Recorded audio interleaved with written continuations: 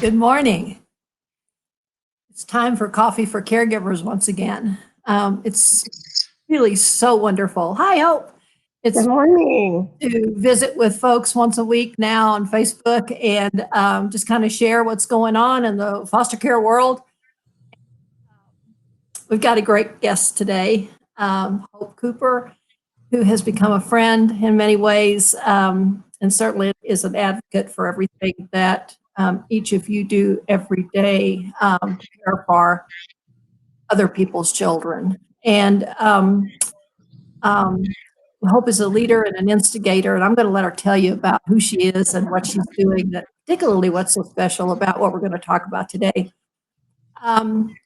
But Hope, one of the things that we do and have been doing as we've started this show is that if we have a favorite cup or something that means something special to us, we kind of talk about it just a tad and why it is. And so I was like, you know what? I think I'm out of coffee cups that are special to me. And I wondered, what am I going to do? And then for Mother's Day yesterday, guess what? I get a new and from my oldest daughter and her family. Where is it? There we go. And so it's one that keeps things hot and cold and one I can carry with me easily. And so, Wendy, how did you know? I needed a cup for tomorrow's taping for the show. And she said, well, I don't know, Mom, but you always got to have something to be drinking to keep cool. So anyway, that's my cup. So I hope I'm going to ask you now to introduce yourself and tell us about you. Sure. Thank you so much. Good morning, everyone. And Sean did tell me about the cup special, so I'm excited to share mine as well. Thank you for inviting me to join your coffee talk. My name is Hope Cooper. I live in Seattle, Washington, and I manage the CHAMPS initiative. CHAMPS stands for Children Need Amazing Parents.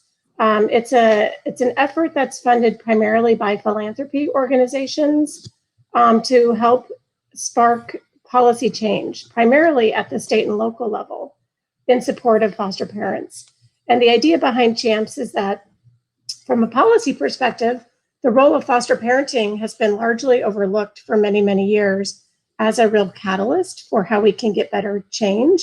We know how vitally important foster parents are to children, helping children heal today, but also helping prepare them for the longer term, returning home to families, joining new permanent families, being successful. And so CHAMPS is really focused on policy advocacy. And that's our job. So we have partnerships in up to 30 different states. We have about 10 or 12 what we call statewide campaigns, which are pretty robust, organized efforts at the state level to seek policy change. And we also work with partners in many other states in different ways. So that's a little bit about CHAMPS. And we do have a website, fosteringchamps.org. We're on Facebook and on Twitter, and love to meet new people. I've had the opportunity to join your annual conferences, and I'm really sad about missing this year's conference, but we have really enjoyed meeting so many amazing families around the country.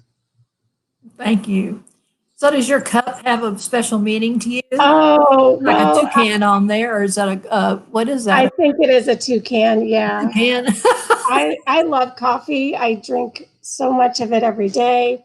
I have lots of cute cups that have been made in pottery class and whatnot. This one my daughter made in about the 6th grade, and she loves art. And it turned out so nice, and it has a little mom sign on it. So it's one I don't always use because I want to keep it nice and right. Doesn't have any chips on it yet. It hasn't been broken.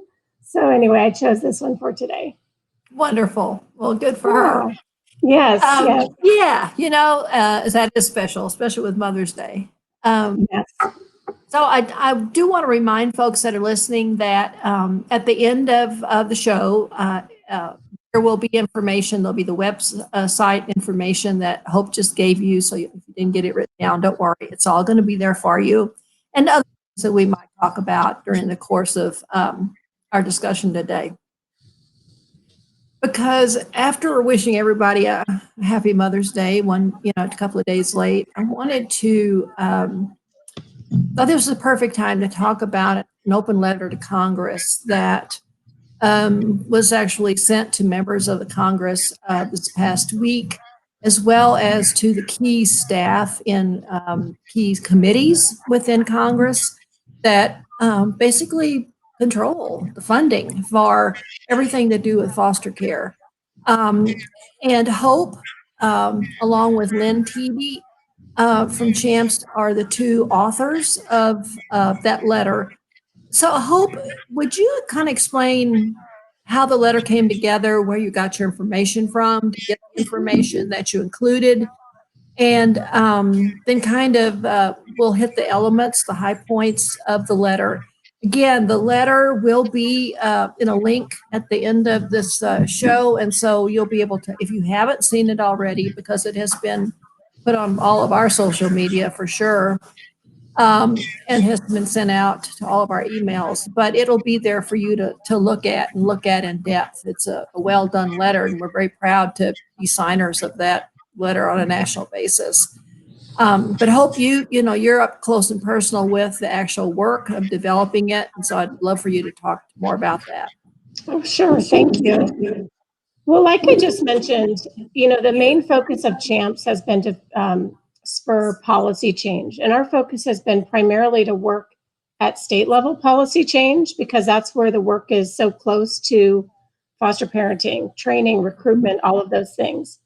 But the federal government obviously has a lot to say, like Irene mentioned, about funding, but also specific requirements. So the federal government can really direct states on how to prioritize certain activities. So even though our focus has been policy change at the state and local level, CHAMPS has always had a part of our work that's focused on keeping the federal government informed and encouraging stronger policies and appropriate funding at the federal level.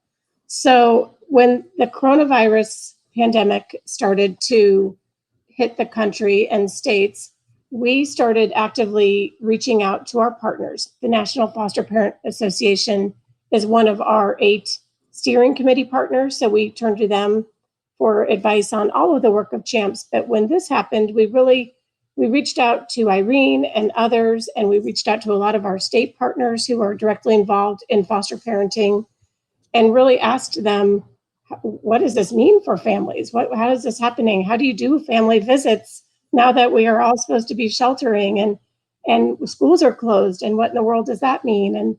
And families everywhere were losing jobs or having hours cut back. So really trying to understand the unique impact that foster families and other caregivers were experiencing as a result of the pandemic. We felt it was a responsibility of our organization as a policy advocate for families to continue communicating now that things had changed so much and that there were new needs or sort of more urgent needs. I think a lot of what we've learned is that some of what families need are the same things they've always needed, but sort of it becomes more urgent in a way. So we did a lot of phone calls and meetings just to hear from folks about what the pandemic meant to kind of family caregiving and what we as CHAMPS might do to lift up what those needs are. And at the federal level, I think it's been at least three major legislative packages that Congress has.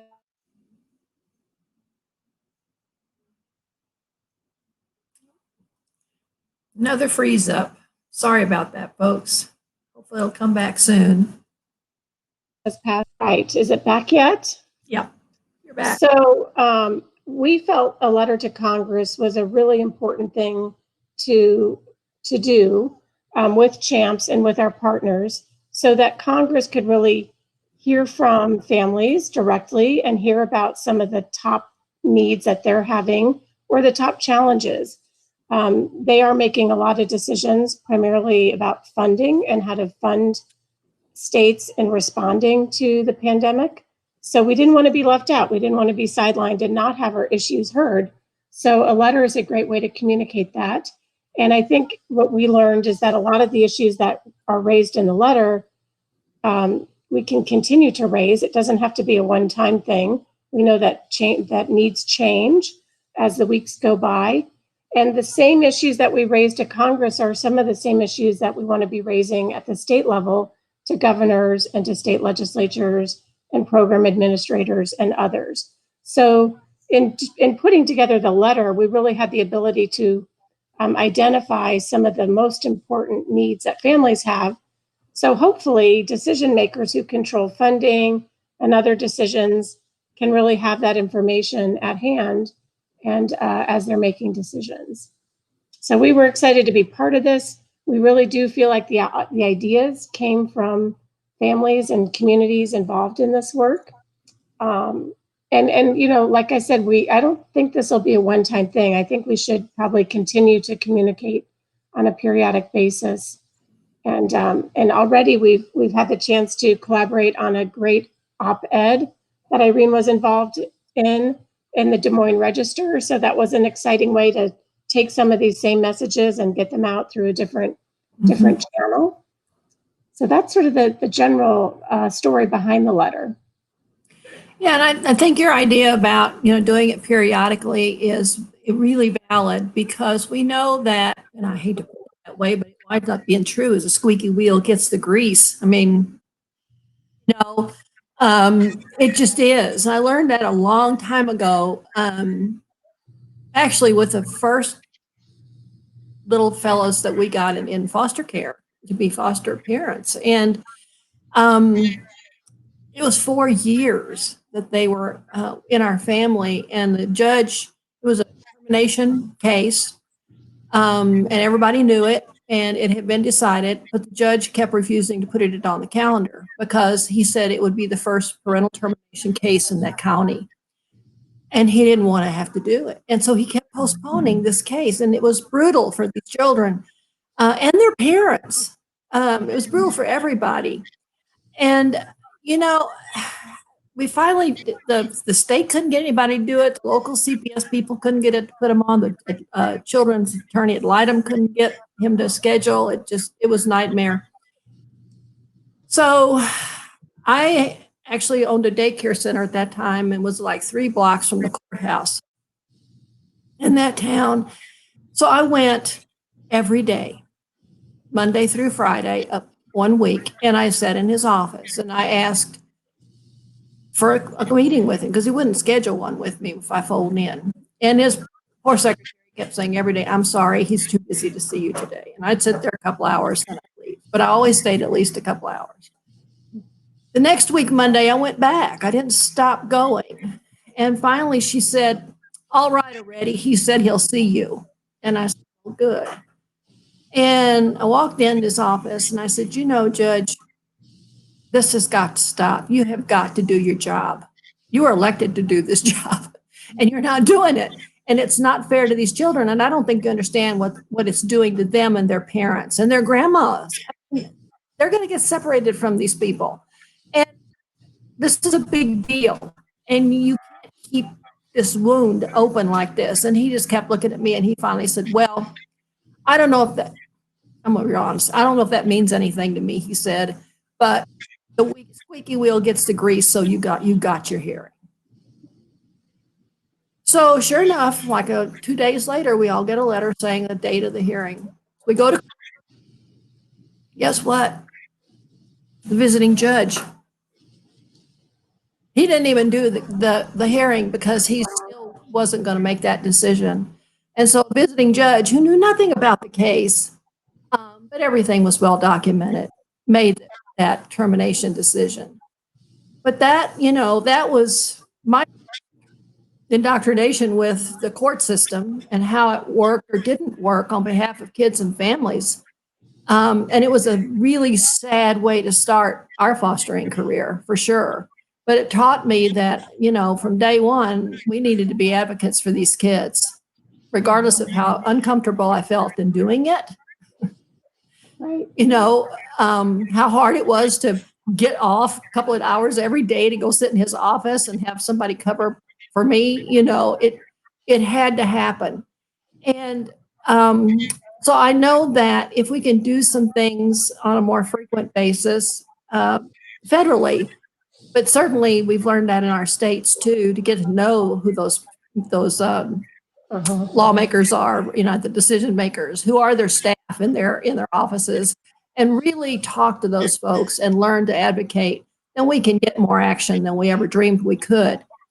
There's 3 cartoons that you're going to get at the end of this show, and we don't have them available to put up for you to show each one of you now, but one of them is a cartoon of a bunch of fish, and it's like a fish, and then it's a school of fish, and then a bigger school of fish, big fish in the front, littler, medium-sized fish chasing it, and then the big bunch of little fish afterwards. And they're all going after that big fish. And it's one of those things that I look at all the time, and I think, we got a lot of big fish in this country all over the place. But when you look at how many little fish we have, the foster parents, the kinship caregivers, the adoptive parents, the workers who work on behalf of parents and families, the parents, their attorneys, everybody who's working to make what needs to happen for these families happen. We have a lot more power and influence than we think we do. We think we're sitting here alone, wallowing in how difficult it is and wishing we could make a difference. Well, we can't. We just have to talk to one another and figure out how to do it. And so that's one of the cartoons, and I think it's really a good one. Another one you're going to see is some sheep, and it just says, we don't all have to be just sheep and follow whatever somebody says. And, buck the system if you have to, like I had to do with our very first kids, is go against, and even the CPS, but, you're going to make him so mad, he'll never hear this case. Well, after 4 years, somebody had to do something. So anyway, some fun stuff. And then I'm talking about these 3 cartoons. The other cartoon is the one that I hope you've probably seen a million times too, is the one where it's got about, 1, 2, 3, 4, 5, 6, 7, probably 9 or 12 pictures, I can't recall right now, of how a law is made, how a bill is passed. I love it because it's nothing like what anybody thinks comes out at the end. And that's the truth too. So I always say to people, when you advocate and you have this thing that you just really want to get done or that needs to be in law or whatever, and you get it, your work just started. It just started. Because first of all, if you haven't paid attention, it probably changed during the process, and it's not even what you wanted anyway. And if it isn't what you wanted, then you have to start over and get it changed, right? So the work continues to happen, and the work continues to happen because just because there's a new law doesn't mean anybody's going to work hard to implement it, because that's hard to do and time consuming, and change is difficult, and we all know that too. So these are exciting things to be doing and exciting to be a part of, but just a one-time letter really doesn't do it, right? Yeah. So I thought we'd touch on maybe just the bullets that were in the cover email that went to the legislators and their staff a little bit, just to kind of do the high points, and then people can certainly pull the letter and read the whole letter. And then afterwards, if we could kind of talk a little bit about now what? What can everybody that's listening do to help us bring this letter to more prominence within all of those people's offices? That's great. Yeah, absolutely. I can kick that off. And I think that's true. Advocacy is so important. And I really believe that policymakers really want to hear from foster families. They understand very generally what the job is, but they really do want to be supportive. And I think unless we communicate about it, they really won't know what they can do. And I think foster families do so much that's other-centered, and they just do the work because it needs to be done. They don't often stop and ask for help themselves, or to kind of raise what they need. So anyway, it's a process, but I think, go into it knowing that you have the right to sort of petition your government. They want to hear from you. There's a very long history of bipartisanship in this policy area. So that's a really nice thing for us. I think both sides of the aisle have been very supportive of helping families and helping children in particular. So there's a real nice history, I think, to draw on in terms of the policy advocacy work. So in the letter, the first item that we really lift up as being something that families need right now is access to testing. And I know this has been a challenge everywhere, right? Even for health professionals. But as more and more testing becomes available, we certainly want families to be considered sort of first responders or frontline and be available to have that when there's new placements of children coming into a home, when there's a change in placement, when there's visitation issues that really need to be in person. All of these things require new exposure, new contacts.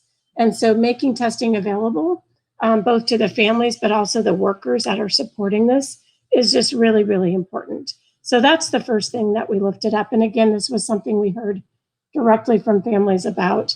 Right. Families are stepping up in amazing ways to take children in during this time, taking on some risk even, I would say. But as you know, as testing does become more available, it's really important, I think, that we raise our hand and say, this is a community that could really benefit from that for everyone's safety and for information.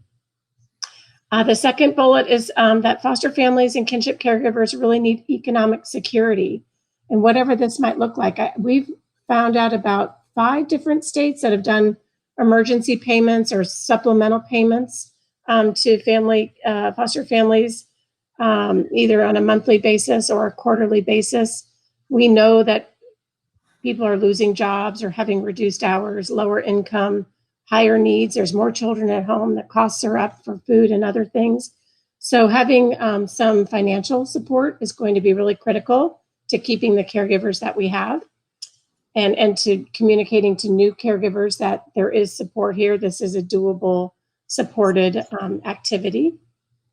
The next item that we talk about is the need for access to physical and mental health for children. It's been really hard because so many things have changed in terms of how we even meet with healthcare professionals. But it is really vitally important that policies ensure that children and foster families can continue to talk with their medical providers, but also access other counselors and other supportive services. Many children, as you know, need different therapies daily or weekly or on a regular basis. So this access to services and healthcare and behavioral health is really, really important.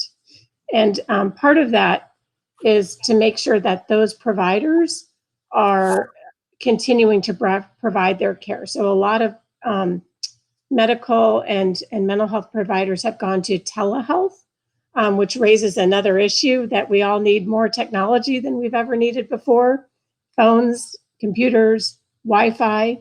So we lift up the need that families and workers both have for really reliable technology tools. Not every home has, 1 or 2 different computers that are available to everyone.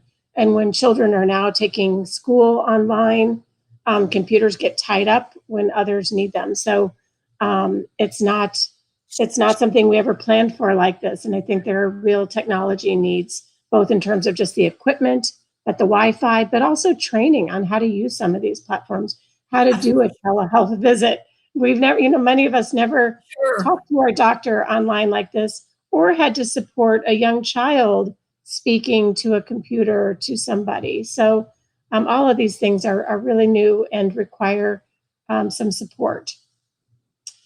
We lift up the importance of making recruitment and training of foster families an ongoing priority. It's very hard right now to do training the way that we used to do training, or even recruitment, but we have got to continue this work because we know that children will continue to need foster homes, and we want to make sure that family-based care is available and that families are trained and feel ready to take this on. So we have got to have the resources and the support we need for all of those agencies that are doing this work to continue to do that work and to reach families, and for families to feel comfortable starting this work or continuing to be caregiving. Right.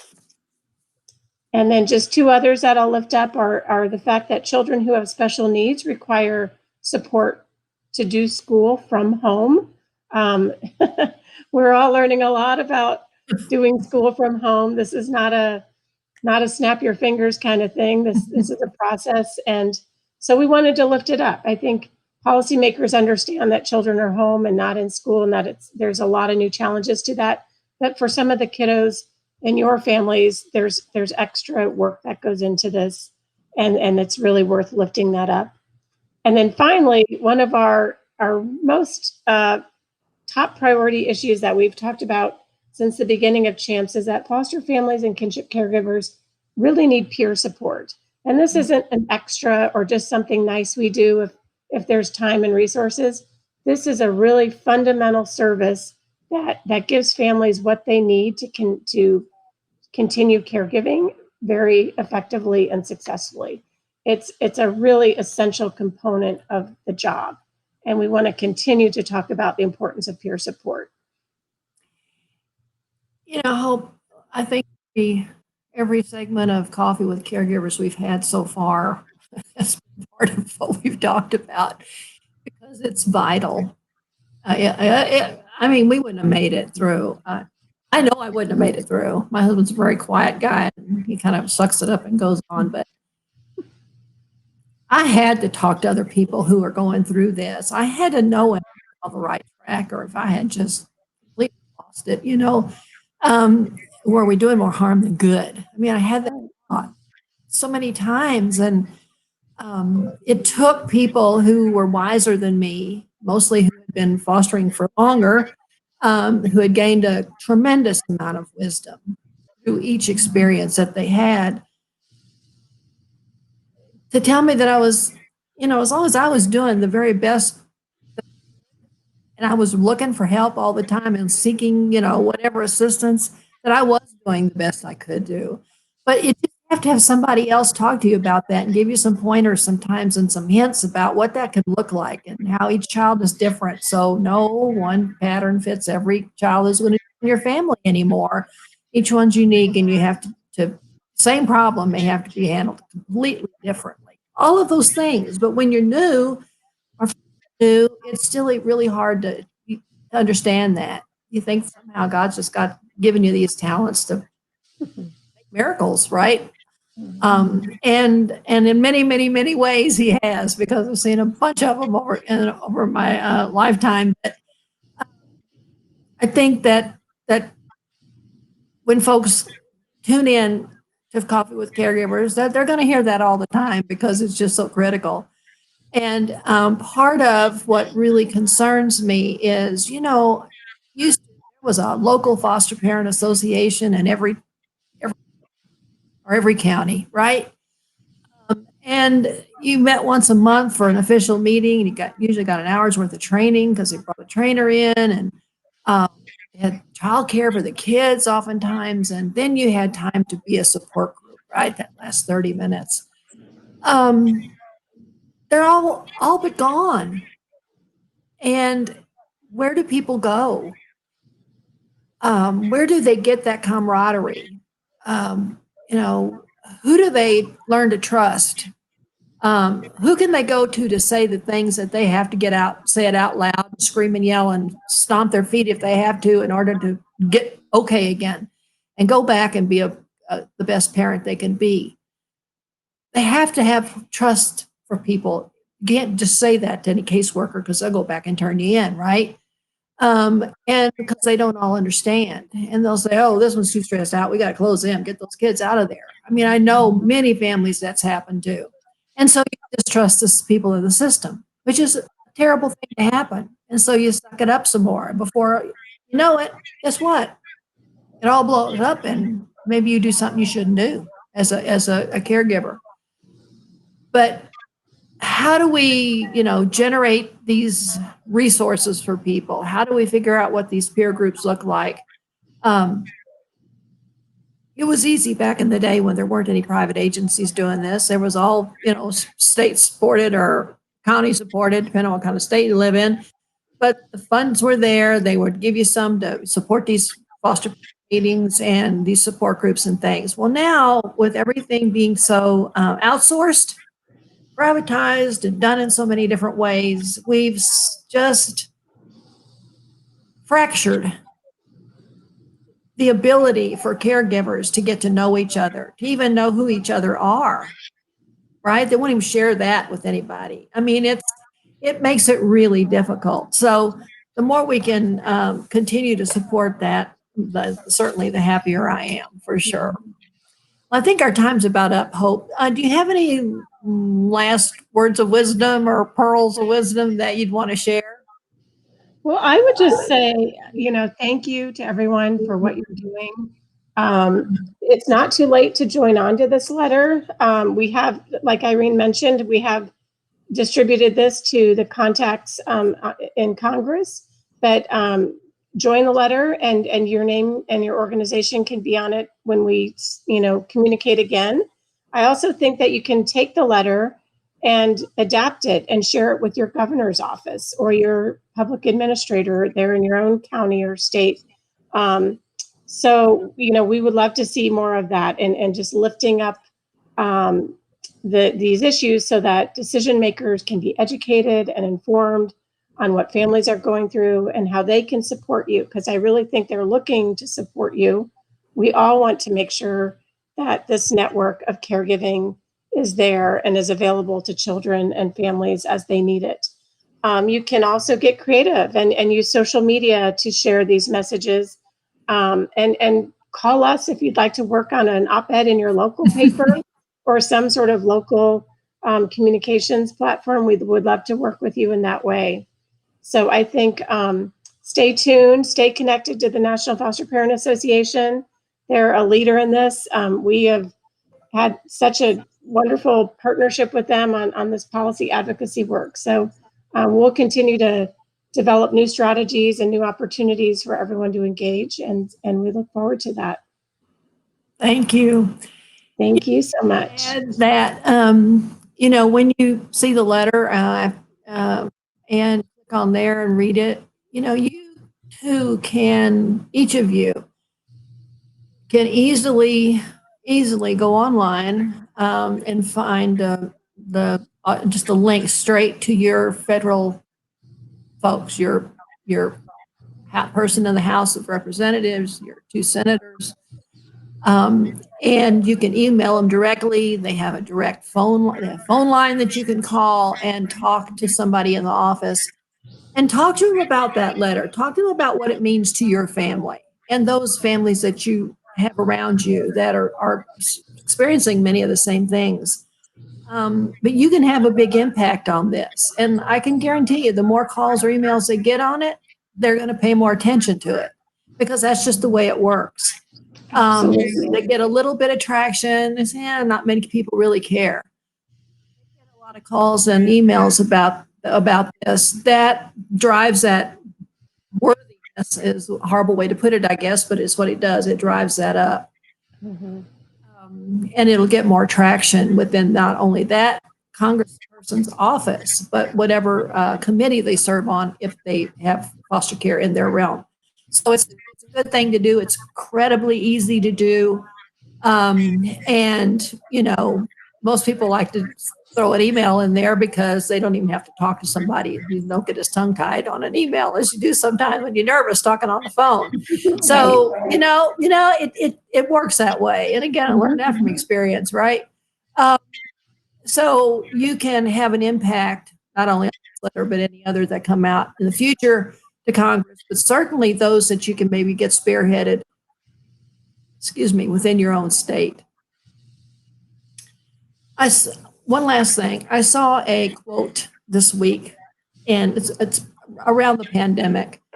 And it just it's one of those things that struck me. I love quotes. I love when people are profound and things, and I have a whole file full that mean a lot to me and have helped guide me over the years. But this is a new one. And it says, things will get back to normal. Maybe we needed a reset. When you live life telling yourself, why is this happening for me instead of to me, you'll be in a lot better place. Wow. I thought, oh my. When you live life telling yourself, why is this happening for me instead of to me, you'll be in a lot better place. So what are the benefits what is the promise? What can come of this, right? What opportunities do we have to make things even better or much better than they were before? And I need to give credit to the author of this. His name is Josh York, and he's the founder and CEO of a company called Gym Guys, GYMGUYZ. So not even in our realm, of course, but a person who sees promise and opportunity when things happen. And I think we all need that message right now. So I hope that's useful to you as you ponder on that this week and do what you do every day. And I hope that you'll tune in again next week. Thank you so much, Hope. It was a Thank pleasure you. having you on. Thank you, everyone. All right. Bye-bye. Bye-bye.